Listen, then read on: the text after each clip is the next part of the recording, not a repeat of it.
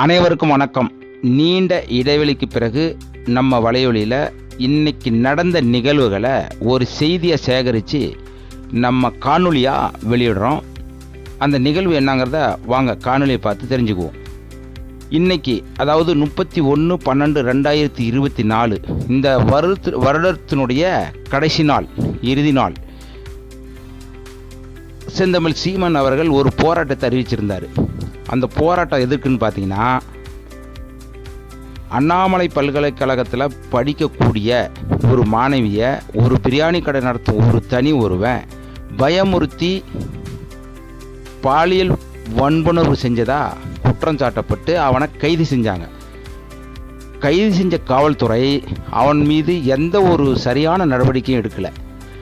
அதனால் தமிழகத்தில் இருக்கும் பல கட்சிகள் பல நாட்களாக அவன் கைது செஞ்ச நாளிலிருந்து ஆர்ப்பாட்டம் பண்ணாங்க. இருப்பினும் காவல்துறை சரியான நடவடிக்கை மேலே எடுக்கலை. காரணம் என்னன்னு பார்த்தீங்கன்னா, அவனை விசாரணையும் போது கீழே விழுந்து கால் ஒடிஞ்சதா ஒரு பிம்பத்தை ஏற்படுத்தினாங்க. ஆனால் அவன் இந்த படத்தை பாருங்கள், அழகாக அவன் ஒரு காரில் பின் சீட்டில் அவனை படுக்க வச்சுருக்காங்க. உக்காந்து அழகாக தூங்கிட்டு இருக்கான். காலை சீட்டு ஃபுல்லாக போட்டிருக்கான். ஆனால் அந்த காலில் ஒரு வீக்கம் கிடையாது, அந்த இரத்த கசிவு எதுவுமே கிடையாது. சரி, அதையும் நம்ப முடியாது. ரெண்டாவது அவன் கையில் பாருங்கள், இந்த படத்தை பாருங்கள், கை முழுக்க கட்டு, அந்த கட்டு கழுத்தில் ஒரு கயிறு போட்டு தொங்குது, கையை முறிஞ்ச மாதிரி. ஆனால் இன்னொரு படத்தில் அதே சரட்டு, அதே இதுதான், அதே நாளில் தான் பாருங்கள், ஒரு சின்ன ஒரு கட்டு மட்டும். இது எவ்வளோ பெரிய ஏமாற்றம், பொதுமக்களை எப்படி ஏமாத்துறாங்க. இதை தெரிஞ்சுக்கிட்ட நாம் தமிழர் கட்சியினுடைய தலைமை ஒருங்கிணைப்பாளர் உடனடியாக ஒரு பெரிய அறிவிப்பை அறிவிக்கிறார்.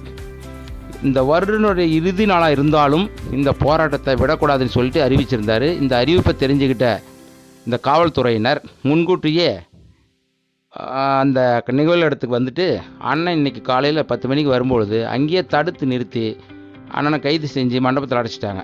அதனால் போராட்டம் நின்று போச்சு. இருப்பினும் அண்ணனை கைது செஞ்சதை எதிர்த்து தமிழ்நாடு முழுக்க இருக்கிற நாம் தமிழ் கட்சி உறவுகள் எல்லா பகுதிகளும் மிகப்பெரிய போராட்டத்தை அண்ணனுடைய கைதுக்கு எதிராக குரல் கொடுத்தாங்க. அதில் கிருஷ்ணகிரி மாவட்டம் ஊத்தங்கரை தொகுதியில் நாம் தமிழர் கட்சியினுடைய உறவுகள் பாஸ்கர், சதாசிவம், மாரிமுத்து, இன்னும் சில நபர்கள் பேர் தெரியல, இவங்கெல்லாம் ஒன்றிணைந்து உடனடியாக அந்த போராட்டத்தை கையில் எடுத்து வெற்றிகரமாக அந்த போராட்டத்தை நடத்தினாங்க. அவங்களும் கைது செய்யப்பட்டாங்க. தமிழ்நாடு முழுக்க பல பகுதிகளில் போராட்டம் செய்த நாம் தமிழ் உறவுகளை கைது செஞ்சுருந்தாங்க. அண்ணன் செந்தமிழ் சீமானை விடுவிக்க வேணும்னு சொல்லிட்டு போராட்டம் பண்ணதுனால அண்ணனை உடனே இன்று மாலை விடுதலை செஞ்சாங்க. விடுதலை செஞ்ச பிறகு அண்ணன் ஒரு பேரறிவிப்பு அறிவித்தார். இந்த விசாரணையை மிக சிறப்பாக செஞ்சு உடனடியாக கைது செய்ய தண்டனை வாங்கி கொடுக்காவிட்டால் இந்த போராட்டம் மிகப்பெரிய அளவில் வெடிக்கும். ரெண்டாவது, இந்த குற்றவாளியை கைது செஞ்சு விசாரிக்கும் பொழுது அவன் ஒப்புக்கொண்ட குற்றங்கள் என்னன்னு பார்த்தீங்கன்னா, இந்த ஒரு பொண்ணை மட்டும் பாலியல் வன்புணர்வு செய்யல, பல பெண்களை மிரட்டி வன்புணர்வு செஞ்சது இந்த விசாரணையில் தெரிய வருது. இருப்பினும் இந்த காவல்துறையோ இந்த அரசாங்கமோ அவன் மேலே பெரிய நடவடிக்கை எதுவும் எடுக்காமல் அவனை எந்த ஒரு துன்புறுத்தலும் பண்ணாமல் அவனை விசாரணையின் பேரில் வச்சுருக்காங்க. அதனால் உடனடியாக இவன் ஒருவனாக இந்த குற்றத்தை செஞ்சானா, இல்லை இவனுக்கு யார் உறுதுணையாக இருந்த பெரிய கைகள் யார், இவனுக்கு அரசியல்வாதிகள் யார் உதவி செஞ்சுருக்காங்க, இவங்களை எல்லாத்தையும் கண்டறிந்து அவர்களை கைது செஞ்சு உரிய நடவடிக்கை எடுத்து அவங்களுக்கு தண்டனை வாங்கி தரணுங்கிறத ஒரு அறிக்கையை அண்ணன் வெளியிட்டிருக்காரு.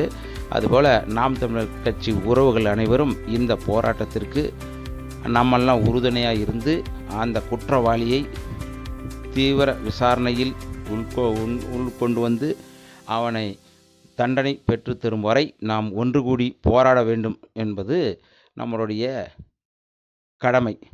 நன்றி, வணக்கம். நாம் தமிழர்.